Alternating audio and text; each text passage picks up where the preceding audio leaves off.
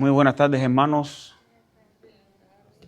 Es, es un placer de nuevo estar aquí, una bendición estar en la casa de Dios, y sobre todo aprendiendo de Él, saber conocerlo, siendo nosotros rescatados por su gracia, entender un poco de la maravilla de la cual Dios nos ha regalado y que por eso podemos arrodillarnos delante de un Dios que salva, un Dios que cuida, un Dios que provee. Y eso es una gran bendición, hermano. Yo creo que esa es la base de una correcta visión acerca de nuestra religión, y es conocer al Dios nuestro. Esa es la base de todo. Y en eso fallan muchas iglesias, porque a veces le adjudican a nuestro Dios incapacidades, o Dios puede hacer esto, pero no esto.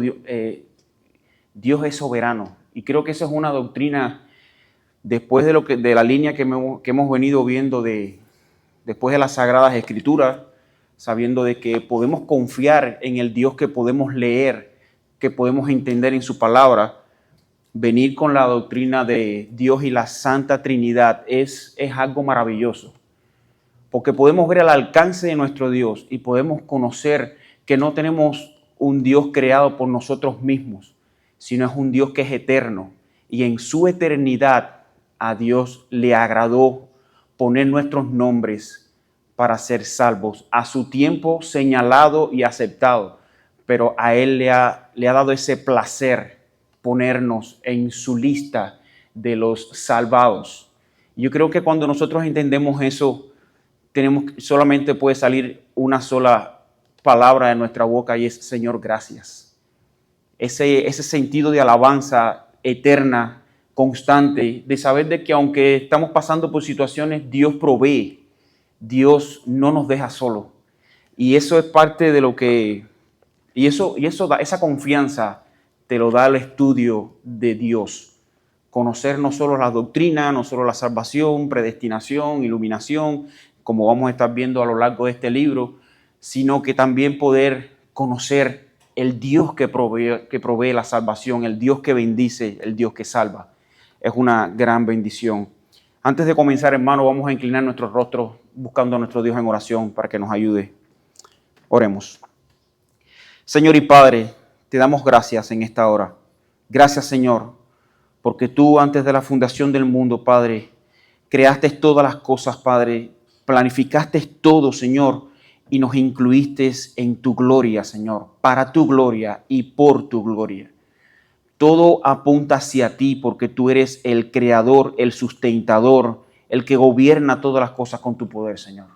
Gracias, Padre, por acordarte de nosotros, de habernos sacado de las tinieblas a tu luz admirable.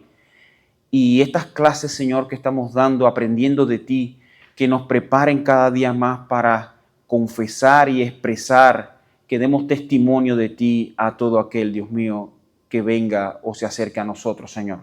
Ayúdanos en el estudio de tu palabra, Señor, de tus cualidades, de tus atributos, Dios mío. Bendícenos y que sea de gran provecho a nuestras almas, Padre. En el nombre de Jesús te pedimos todas estas cosas. Amén. Bueno, mi hermano, como habíamos visto anteriormente en el párrafo, vimos que todas las cosas apuntaban para su gloria, vimos su eternidad, vimos que es un Dios inmutable, vimos que es un Dios sapientísimo, o sea, todo lo sabe, un Dios libérrimo, que Él es libre, Él no depende de nada ni ninguna limitante para hacer su voluntad, todo es por su gloria y para su gloria.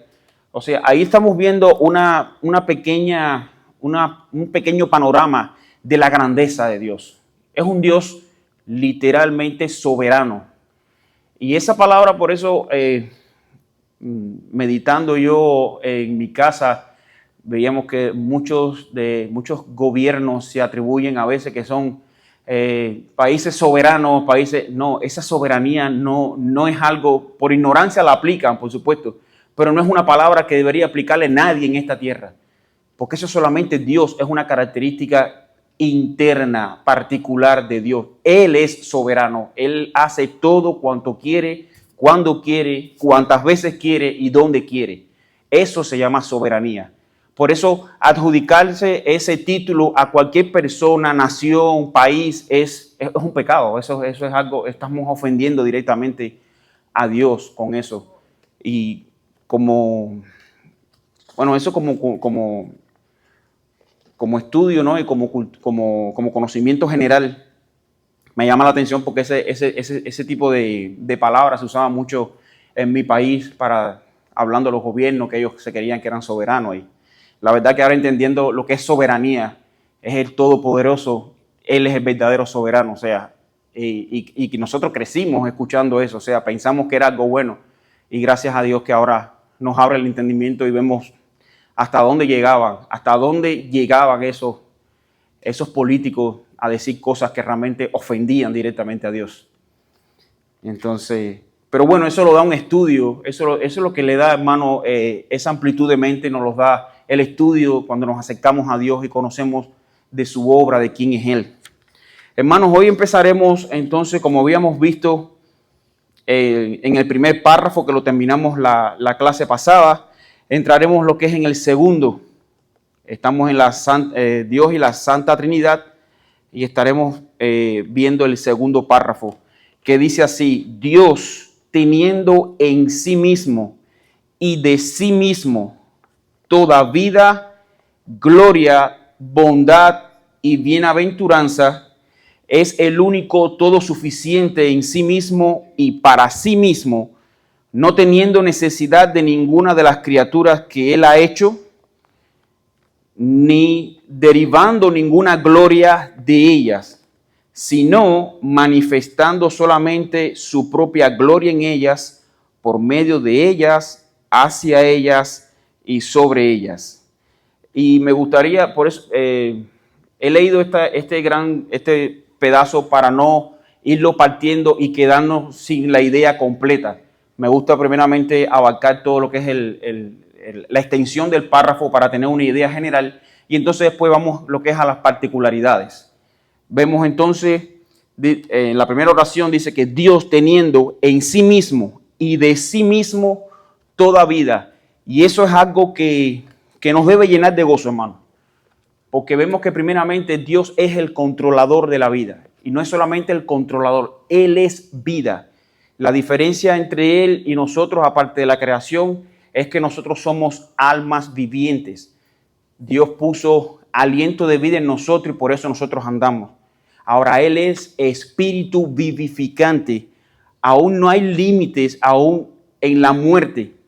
Él, como mismo, y vimos el testimonio que Cristo dio en los evangelios, dice que Él tenía el poder de ¿qué?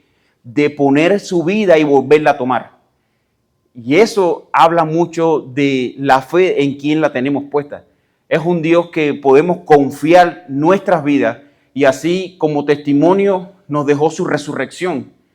Y como vemos, y Él mismo citó en Juan, dice, y así como la serpiente fue levantada en el desierto, así es necesario que el Hijo del Hombre sea levantado, para que todo aquel que en Él crea no se pierda, sino que tenga vida eterna. O sea, ¿qué es lo que acuña la veracidad de que tenemos vida eterna? La resurrección de Cristo. ¿Y qué es lo que hace que Cristo haya resucitado? Que Él es vida en sí mismo. Él es no solamente el gobernador, Él es vida. Él la da a quien quiere, cuando quiere y como quiere. Y de hecho todas las resurrecciones que podemos ver en la palabra de Dios, sobre todo neotestamentaria, tuvieron que venir dada la orden de la boca directa de Dios o invocando el nombre de nuestro Señor Jesucristo. Vimos el caso de Lázaro, vimos el caso de Talita, que es la niña del emperador que estaba enferma y entonces le dijo, no, ella solo duerme. Y vemos que él dijo, Talita Kumi, que traducido es, niña, a ti te digo, levántate. O sea, vimos el caso de Lázaro, vimos el caso también del hijo de la viuda. En todos los casos vemos un mínimo factor común y no me gustaría usar esa palabra porque ese es un término matemático, pero en todo hubo alguien, estuvo en las tres y fue el Señor Jesucristo. Hermano, sin Cristo no hay vida. Y esas fueron las palabras que Cristo mismo dijo. Dice, ¿cuál es la vida? Dice, que te conozcan a ti, apuntando a Dios Padre, dice, y a mí, a quien has enviado. O sea, la vida depende de qué? Del conocimiento que tengamos de Dios. Y por eso cuando nosotros, por la gracia de Dios, nos arrepentimos de nuestros pecados, desde ese mismo momento, hermanos, créanlo, nosotros empezamos a disfrutar vida eterna. No es la muerte física lo que para eso. No, ya nosotros estamos viviendo eternamente porque ya nuestros nombres están escritos en el libro de la vida. Aún antes de morirnos, aún antes de entregar al Espíritu. De hecho, es Dios quien lo pide, no es nuestro espíritu. Aún nosotros no tenemos ni la capacidad de sostener nuestra vida. Pero eso es la bendición que tenemos, que Dios es quien provee nuestra salvación, nuestra vida eterna. Dice, Dios teniendo en sí mismo y de sí mismo toda vida, gloria, bondad y bienaventuranza. Y vamos a ir citando a algún hermano que tenga a mano en el Evangelio de Juan, capítulo 5, versículo 26.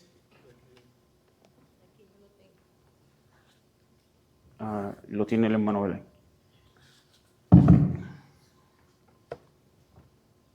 Dice, porque como el Padre tiene vida en sí mismo, así también ha dado al Hijo el tener vida en sí mismo. Juan 5, 26. Y me gustaría que leyeras el 27. Lee, por favor, el versículo 27 también. Y también le dio autoridad de hacer juicio por cuanto es el Hijo del Hombre. Exactamente. O sea, ahí vemos de dónde, no solamente que tiene autoridad, sino de dónde viene esa autoridad. Y es que es el Hijo del Dios Altísimo. Sigue diciendo, vamos, aquí un hermano que busque Salmo 148, versículo 13.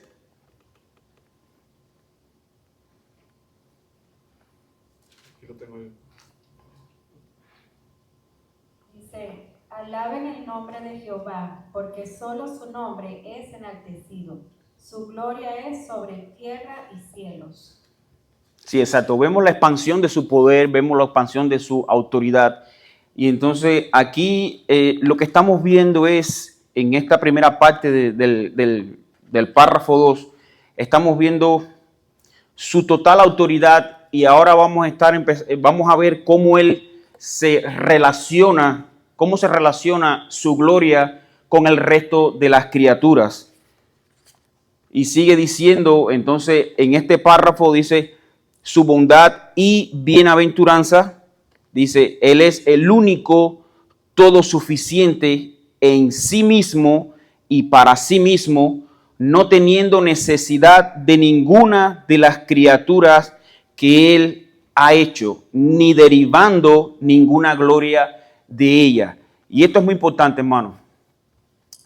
Muchas veces equivocadamente, aún dentro de la iglesia, podemos pensar de que nosotros somos algo tan valioso para Dios que a veces equivocamos el orden de ese beneficio. Somos amados por Dios, pero no por eso Dios cambia sus planes, sino que aún Él es glorioso por encima de nosotros, aún muestra su gloria para nosotros, pero eso no quiere decir de que nos creamos algo especial. Si somos especial, mayormente glorifiquémonos en nuestras humillaciones, porque así Dios es más enaltecido. Y así mismo fue como se lo dijo el apóstol Pablo. Le dice, no, mira, bástate mi gracia, porque mi poder se perfecciona en tus debilidades. Ya a veces cuando nosotros nos podemos creer algo más, ya ahí viene en sí castigo. Y es debido a esa gloria que lo estamos tomando sin permiso de Él. Nos estamos creyendo quizás algo más que Dios no ha mandado que nosotros ejerzamos. Ya bastante con que fuimos elegidos. Yo creo que más que eso es suficiente para nosotros vivir agradecido a Dios y decirle, Señor, al menos reconociendo lo que yo era. Y no es que Dios nos ama tal y como somos, sino Dios nos ama a pesar de lo que somos. Y eso marca una gran diferencia de quién es el eterno Dios y quién somos nosotros. Que siendo nosotros aún pecadores, dice, a su tiempo Cristo murió por nosotros. Nosotros no tenemos nada que podemos brindarle a Dios por el cual Él haya tomado en cuenta para escogernos, sino que fue su propia gloria. Fue para su propia gloria. Y tal es así que Él no necesitó de nada de nosotros para dar en sacrificio, sino Él se proveyó de su propio cordero para pagar nuestros pecados. O sea, Él no ha dejado la gloria de Él en nadie. No, Él no le ha dado esa gloria para que nadie más se glorifique, sino solamente Él. Y como hemos visto en otras clases, de hecho vimos el caso de Abraham, que Él le pidió a su hijo, pero aún así ese sacrificio apuntaba a la obra que iba a hacer Cristo, y por eso Dios detuvo la mano de Abraham, porque esa gloria no la iba a compartir con nadie. Era de Él el dar a su propio hijo en rescate de muchos. O sea, mira desde dónde podemos ir viendo las maravillas de Dios. Que ese sacrificio apuntaba el sacrificio que iba a ser el Cordero de Dios una vez y para siempre, para pagar por nuestros pecados una vez y para siempre. Hermanos, nosotros no necesitamos que Cristo vuelva a morir. Nosotros no necesitamos volver a la ley y sacrificar un cordero para recordatorio. No, ya Cristo pagó una vez y para siempre por nuestros pecados. Y eso es bueno tenerlo en mente por dos cosas. No caigamos en el libertinaje, sino somos libres del pecado, pero no caigamos en el libertinaje de usar esto para nuestros placeres pecaminosos o nuestros deseos pecaminosos. Sí, Cristo nos amó para siempre, nos perdonó para siempre, pero eso lleva a una responsabilidad. Debemos adorarlo y obedecerlo para siempre. Y está la soberanía de Dios, que Dios fue quien perdonó nuestros pecados, pero también está la responsabilidad del hombre de usar los medios que Dios ha dado de su propia gracia para que nosotros nos mantengamos acercándonos constantemente en Dios. Y eso lo vamos a ver más a fondo cuando lleguemos al capítulo de la perseverancia de los santos. Y es que por eso, cuando nosotros decimos que somos salvos, siempre salvos, pero eso no se confunde con que, bueno, ya soy salvo, ya puedo hacer lo que quiera. No, nosotros vamos a hacer lo que Dios quiera. Porque esa perseverancia puesta en nosotros por Dios es lo que hace que nosotros andemos en sus caminos. O sea, no es para nuestra libertad, es para vivir la libertad que Dios nos ha dado en Él. O sea, ¿la libertad de qué? Del pecado. Nosotros sí pecaremos, caeremos, pero no practicaremos el pecado. Y es la diferencia. Y todo eso reabunda ¿en qué? En la gloria de nuestro Señor y Salvador. Todo al final apunta hacia Él. Aún hasta nuestros arrepentimientos apuntan hacia Él.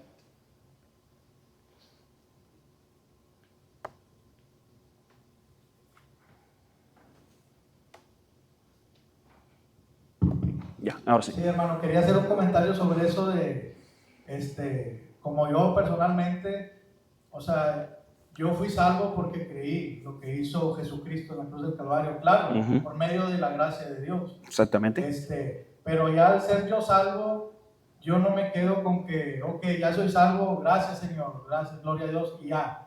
No, yo siento en mi corazón que Dios me lo puso de que ya que soy salvo, ahora tengo que obedecer y practicar, o sea, trabajar la obra que Dios puso en mí. No nada más es quedarme de que ya, gloria a Dios, ya soy salvo y pues, que otras personas se salven por su...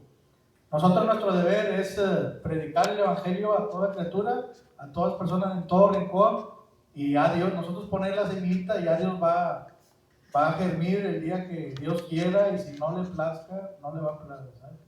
Pero es nuestro deber como nosotros. Yo creo que para hablarle a las personas del evangelio, de Jesucristo, de la salvación, es responsabilidad de todo creyente, de todo cristiano. Exactamente. Yo creo que tenemos que trabajar en eso. No es nada más de salvar y ya. Exactamente, tienes razón. Bueno, de hecho, en la carta de Pedro hace lo que es una expresión totalmente del propósito de nuestra salvación. Dice, nosotros somos ¿qué?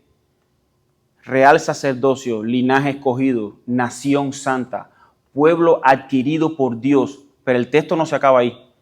Dice, hay un propósito incluido en toda esa maravillosa obra. Dice, para que anunciéis las virtudes de aquel que nos llamó. ¿De dónde? ¿Del palacio real? No, dice, nos llamó de las tinieblas. Para que no nos creamos que somos algo grande. No, nos llamó de las tinieblas a su luz admirable. O sea, ahí está la condición de donde Dios nos sacó, el propósito, la maravillosa obra que Dios hizo y el propósito final por el cual Dios lo hizo. Para que nosotros anunciásemos las virtudes de aquel que nos llamó, de las tinieblas a su luz admirable. O sea, es un hecho que tengamos que nosotros que predicar, que anunciar. Ahora, eso no quiere decir que todos seamos pastores, que todos seamos maestros, no, pero sí tenemos la responsabilidad, cada uno de nosotros, ¿de qué? De anunciar las virtudes, lo que Dios hizo en nosotros.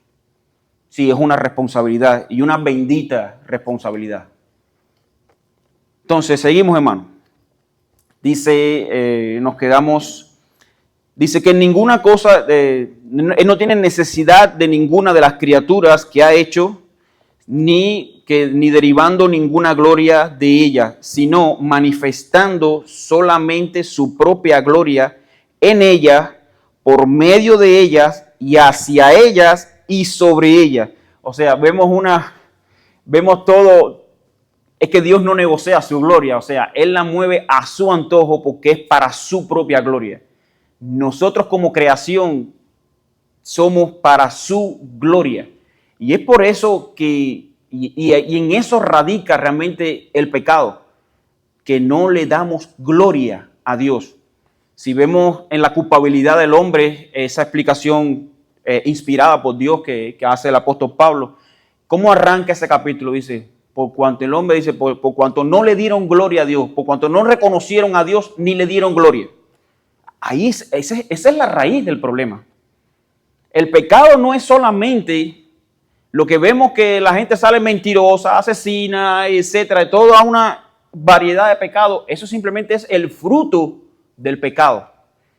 Ahora, la raíz del pecado, ¿dónde sale? En no reconocerle la gloria a Dios. Esa es la base del pecado. Y por eso es que Cristo, cuando nos revela nuestro pecado, lo va llevando, empieza desde el fruto.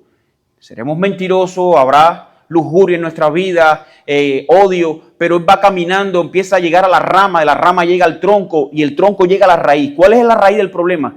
Que no hemos reconocido a Cristo como Dios.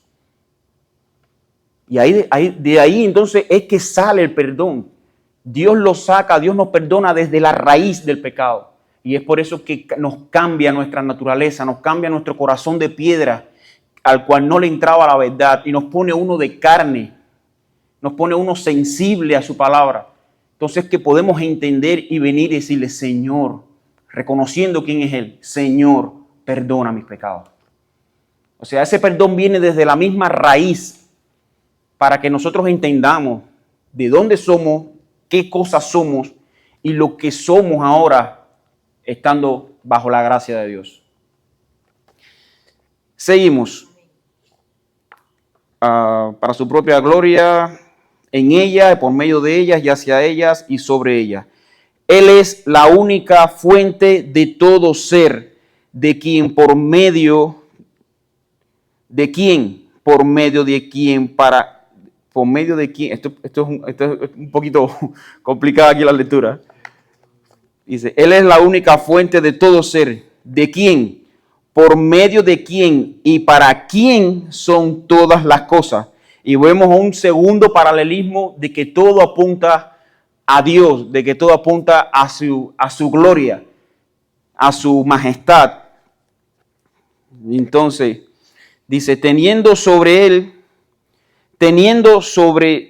todas las criaturas el más soberano dominio para hacer por medio de ellas, para ellas o sobre ellas todo lo que le agrade. Y vamos a ir a seguir buscando, vamos a buscar Daniel capítulo 4 versículos 25 Y después veremos los versículos 34 y 35. ¿Algún hermano que tenga Daniel? Daniel capítulo 4, versículo 25. Aquí yo. Ajá.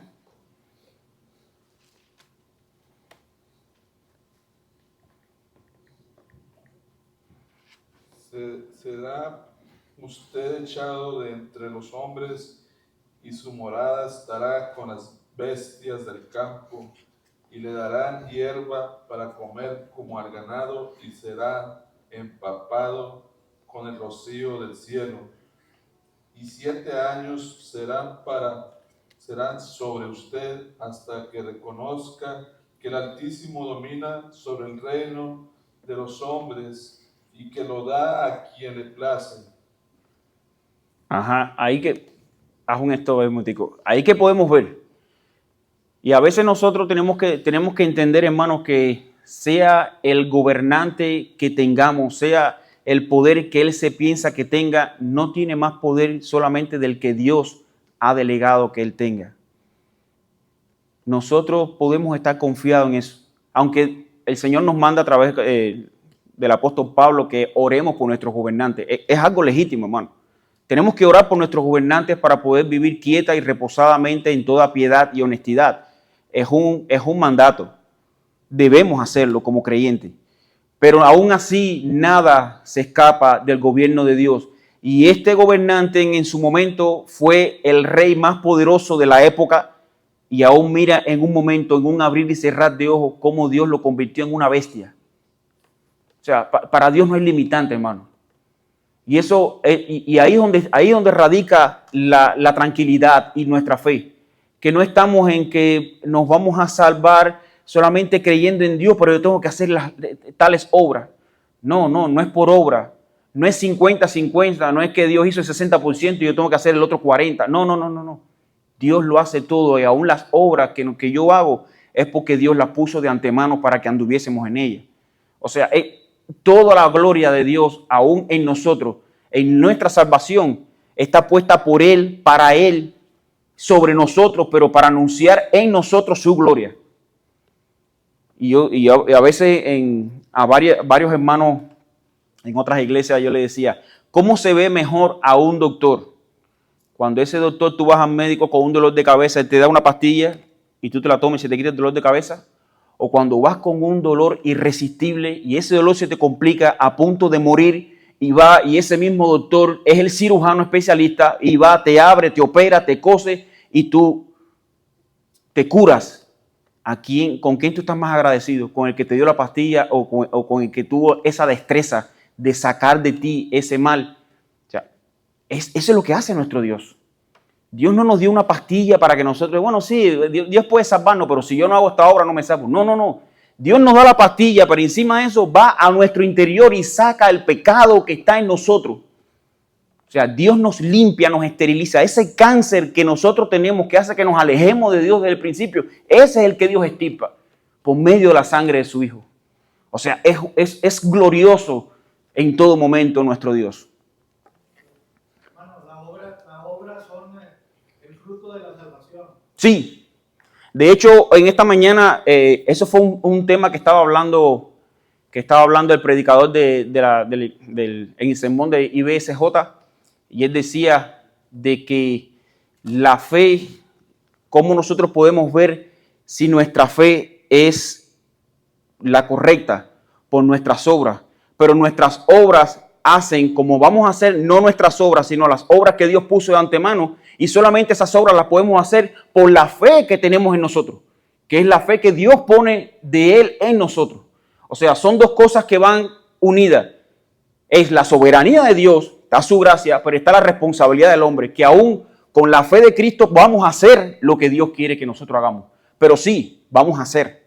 Pero es una obra no adjudicada a nosotros, sino es un título que Dios preparó de antemano para que nosotros andemos en eso, en ella.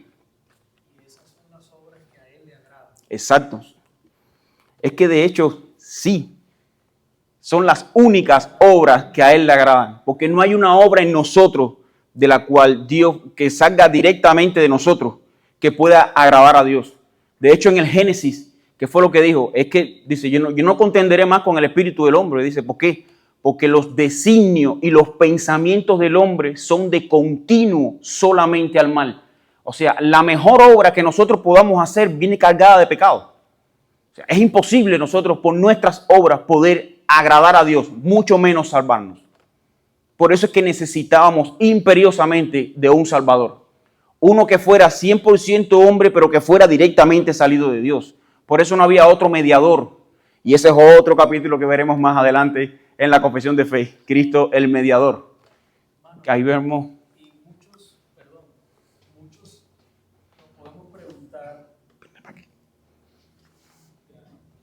muchos nos podemos preguntar, bueno, ¿y qué pasa con las buenas obras que hacen los impíos, o los que no conocen a Dios? ¿Qué pasa con eso? Son obras que realmente el Señor no le agradan porque no le dan gloria a Él. Y no le dan gloria a Él porque el fin es gloriarse ellos mismos. Exactamente. Por eso no son las obras que Dios preparó de antemano. Uh-huh. Y que esas obras nada más, las que Él preparó, las pueden hacer nada más únicamente sus santos, sus hijos, sus redimidos. Ajá. Sí, como dice la hermana. Que nosotros lo único que tenemos en medio de todo esto es la responsabilidad de hacerlas. Exactamente. Exactamente.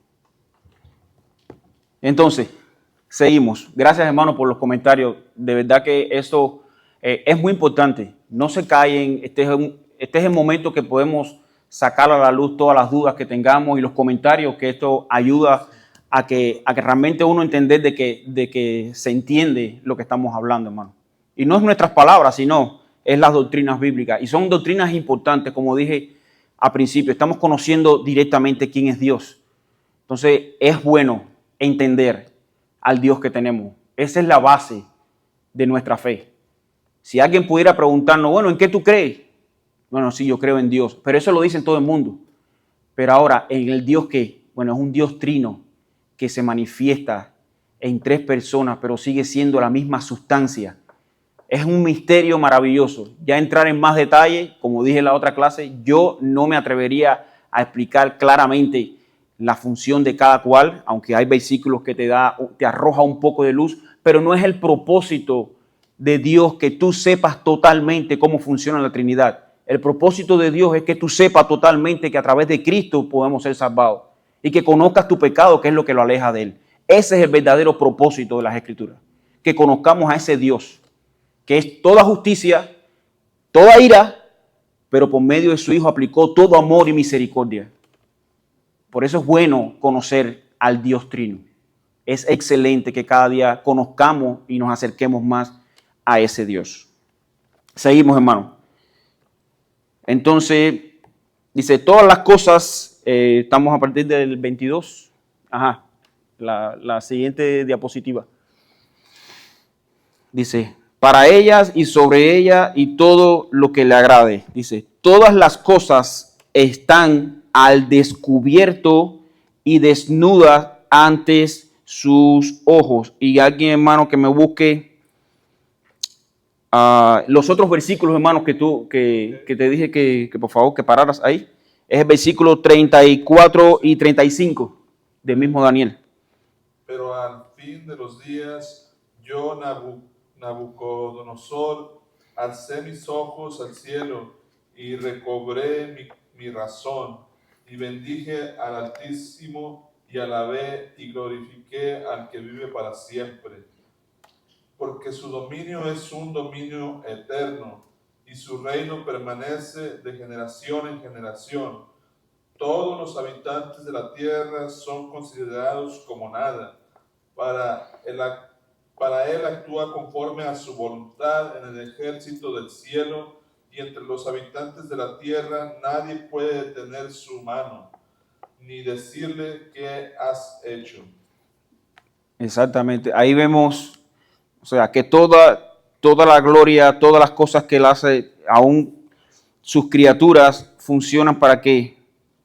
Para él, para mostrar su gloria.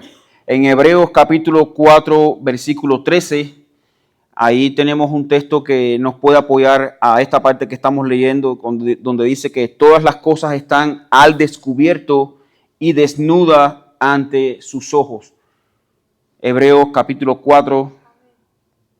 ¿Lo tiene? Sí, pero el micrófono es el que está un poquito lejos. Ah, ya. Dale, sí. Y no hay cosa creada que no sea manifiesta en su presencia. Antes bien, todas las cosas están desnudas y abiertas a los ojos de aquel a quien tenemos que dar cuenta. Y eso es un excelente texto. Ya hemos hablado de la gloria de Dios, sus maravillas, sus bondades, pero no hay nada que esté oculto ante sus ojos. Nada se le va, podemos darle, como decimos los cubanos, gato por liebre. No, hermano, todas las cosas están al descubierto delante de sus ojos y eso nos lleva a tener una reverencia santa delante de Él. Tengamos a nuestro Dios no solo por la bondad de habernos salvado, de habernos amado desde el principio, sino tengamos seriamente la obediencia como algo que a Dios le agrade. Dice que muchos dirán, Señor, Señor. Dice, y no todo el que le diga Señor, Señor entrará en el reino de los cielos, sino el que hace la voluntad de mi Padre que está en los cielos. La obediencia, ya en sí mismo, la obediencia es una bendición dada por Dios. Que podamos obedecer su palabra es un beneficio de la salvación. Pero sí debemos pedirle a nuestro Dios constantemente que nos mantenga en su camino. Porque vivimos, hermano, y estamos atados a limitantes, a pecado, a tentaciones, y no por eso vamos a permanecer ilesos, pero aún dentro de eso dice que nosotros no vamos a ser tentados más de lo que podamos soportar, sino junto con la tentación Dios nos dará la salida.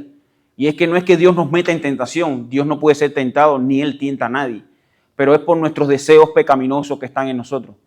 Dice, pero aún así, Dios nos provee la salida.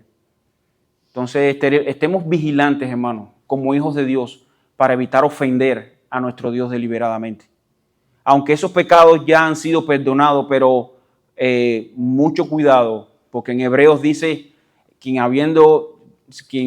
y quiero que lo busquemos, Hebreos capítulo 4.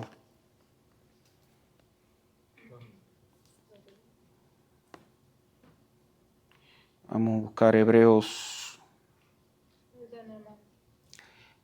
Sí, a ver si esto tenemos, pues, permaneció, Hebreos capítulo 5. Sí, quería comentar de lo de la obediencia, porque en Hebreos 5:8 él dice que aunque era hijo por lo que padeció, él aprendió la obediencia. Exactamente. Él fue quien nos dio primero ese ejemplo de la obediencia. Sí, exactamente, es un buen texto, que aún el versículo la parte que ando viendo es que no habrá, y aún después que ya Dios hizo la obra, si nosotros permanecemos en ese pecado, dice, ¿qué es lo que queda? Una horrenda expectación de juicio y de hervor que ha de destruir a los adversarios. O sea, ya ahí no entra el creyente, realmente ahí no entra el creyente, sino aquellos que juegan con la salvación, aquellos que juegan con su cristianismo, pero que realmente no han sido llamados. Entonces, eso nos debe llamar a qué? A consideración de qué estamos haciendo en la iglesia. ¿Estamos aquí realmente porque Cristo perdonó nuestros pecados o qué estamos? Esto mayormente nos llama a una autoevaluación. Y me gustaría así citar el texto. Vamos a buscarlo un momentico.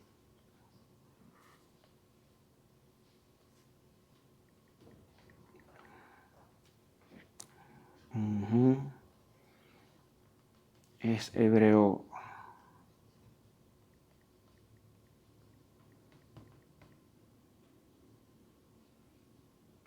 A ver. Entonces dice. Deme un minutico, por favor. A ver si lo buscamos aquí.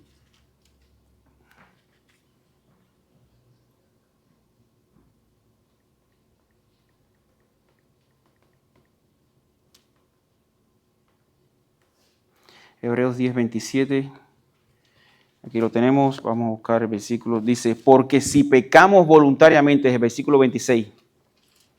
Y vamos a buscar, porque este porque hace un enlace. Vamos a buscar desde el versículo 23, del 22. Dice, acerquémonos con corazón sincero en plena certidumbre de fe, purificados los corazones de mala conciencia y lavados los cuerpos con agua pura. Mantengamos firmes sin fluctuar la profesión de nuestra esperanza, porque fiel es el que prometió. Y considerémonos unos a otros para estimularnos al amor y a las buenas obras, no dejando de congregarnos como algunos tienen por costumbre, sino exhortándonos, y tanto más cuando veis que aquel día se acerca. Porque si pecáremos voluntariamente, después de haber recibido el conocimiento de la verdad, ya no queda más sacrificio por los pecados, sino una horrenda expectación de juicio y de hervor y de fuego que ha de devorar a los adversarios. Hermano, y sí, este sigue siendo el mismo Dios amoroso que envió a su Hijo a morir en una cruz por nosotros, pero Dios no va a pasar por inocente al culpable. Es un Dios con una ira santa, de la cual aplacó su ira en la cruz por medio de su Hijo. Pero si ese mismo Dios que no escatimó a dar a su propio Hijo, no piense que va a pasar por alto nuestra vida pecaminosa. No, hermano. Es un Dios celoso. Incluso su juicio es a través de Jesucristo, porque si fuera por él, lo exterminaba. Exacto. Repite eso, hermano, para que quede grabado en la...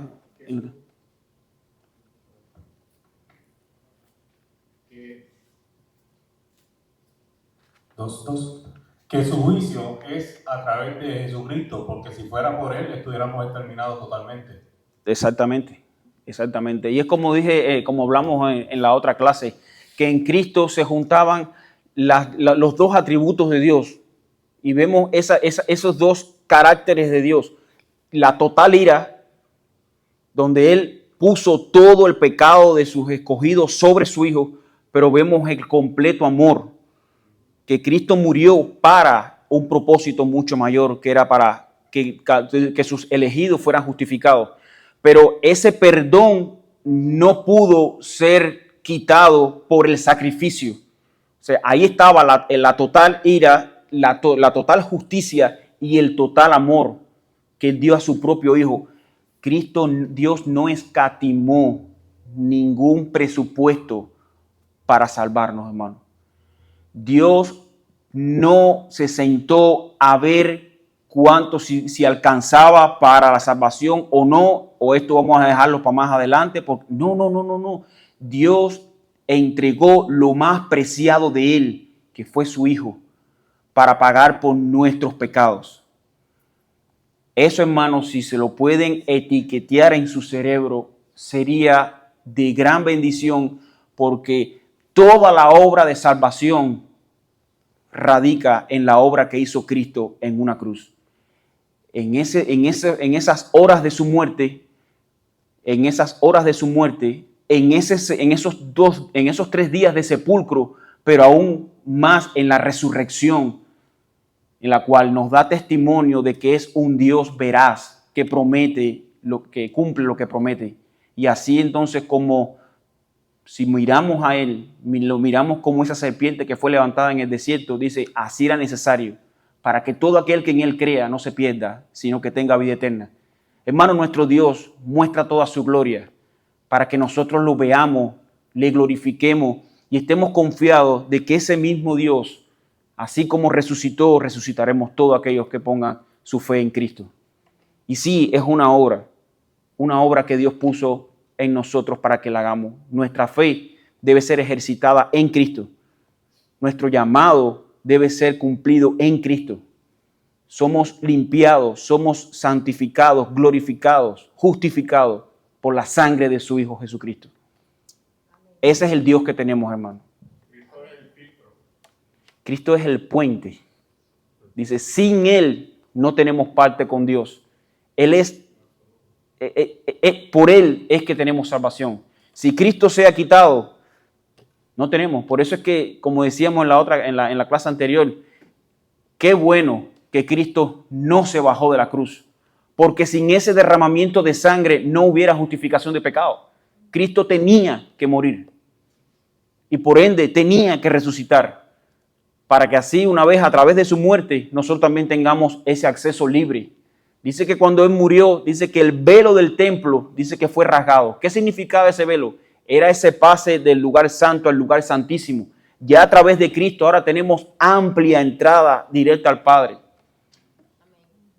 Ya no tenemos que buscar a alguien que interceda por nosotros. No, el mismo Cristo es quien muere e intercede por nosotros, dice. Y su Espíritu intercede por nosotros con gemidos indecibles. Sin man. Mayor aún cuando Cristo ahí deja de ser, que se vuelve completamente hombre a través de su Padre. Sí, de hecho. Es donde lo deja para que cumpla su propósito. Es que de hecho es un gran misterio revelado en la palabra de Dios. En Cristo se cumplen las dos naturalezas constantemente. Cristo fue 100% Dios y fue 100% hombre. Por eso era el mejor mediador. Él era el único mediador entre Dios y los hombres, porque en él se cumplían las dos naturalezas al 100% al mismo tiempo. Es una maravilla conocer a nuestro Dios. Bueno, hermano, nos quedamos entonces en la oración de que termina aquí en el 23, que todas las cosas están descubiertas y desnudas ante sus ojos. Vamos a pararnos ahí y continuaremos entonces la semana que viene. Vamos a orar, hermanos. Una oración antes de despedirnos, hermano. Señor, te damos gracias, Padre, porque deleitarnos, Padre, en tu presencia, en tu naturaleza, Señor, en tus grandes obras, es algo que realmente cada hijo tuyo debe glorificarse, debe anhelar, Señor, conocer a su Salvador. Padre, gracias, porque lejos de nosotros estaba el querer acercarnos a ti. Solo a ti, Señor, te plugo traernos con amor por medio de tu Hijo, Señor, y poner en nosotros, en estos vasos frágiles, tu Espíritu Santo, para que nos recuerde, nos redarguya y nos enseñe, Dios mío, que nuestros pecados es la causa que nos ha alejado de ti, Señor. Pero en ti encontramos el total perdón, Dios mío. Gracias, Padre. Por los méritos de tu Hijo Jesús en la cruz te lo pedimos todo. Amén.